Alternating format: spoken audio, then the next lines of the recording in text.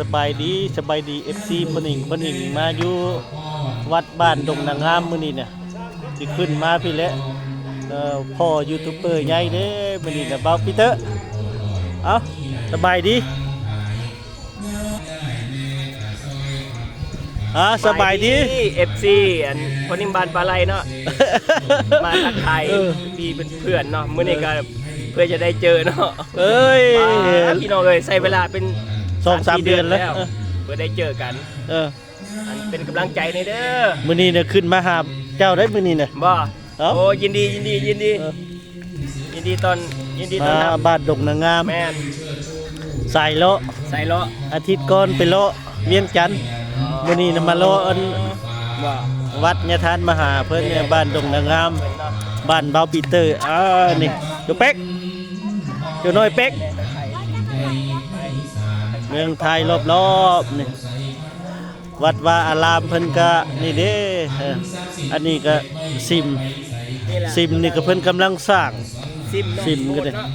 โบสถ์พุทธซิมมาคำคนไทยเอื่นก็ได้อันนี้ก็เพิ่นกำลังสร้างยังบ่ทันแล้วได้โอ้ยงบประมาณหลายอยู่ปาสิแล้วนะบ้านดงนางงามนี่ก็อันกุฏิ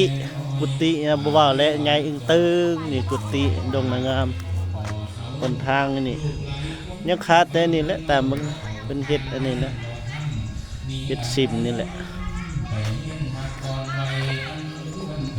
ไปขึ้นไปกินข้าว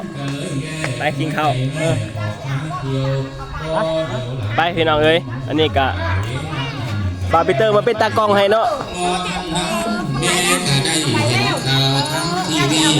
ลูกเจอดีได้ขอหาพบพายามาแต่ผู้มาสิได้ดูคนธรรมดา เรียนกัน ได้น้ำเพิ่นพาไปเที่ยวนี่นี่แหละทลาวัดพี่น้อง ว่าสิได้คนหน้าลูกหน้าขาวพ่อแม่เป็นมองบ่เห็นมืดแต่หน้าว่าสิซอยไก่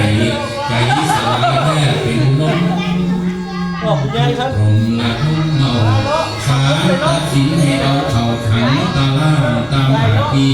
ผิดมุก20 ปีอนาคตในชาตินี้มีแต่สาวเก้ามอง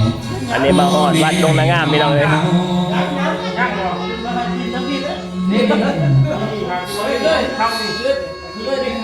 พ่อแม่ให้คำพ่อ กินน้ำ ข้าวครับบ้านดงนางงามมื้อนี้นะ ปิดคุกนำ เป็นศิลวัตรเนาะ ธุระเป็นคือทุกวันคุณก็ขอพา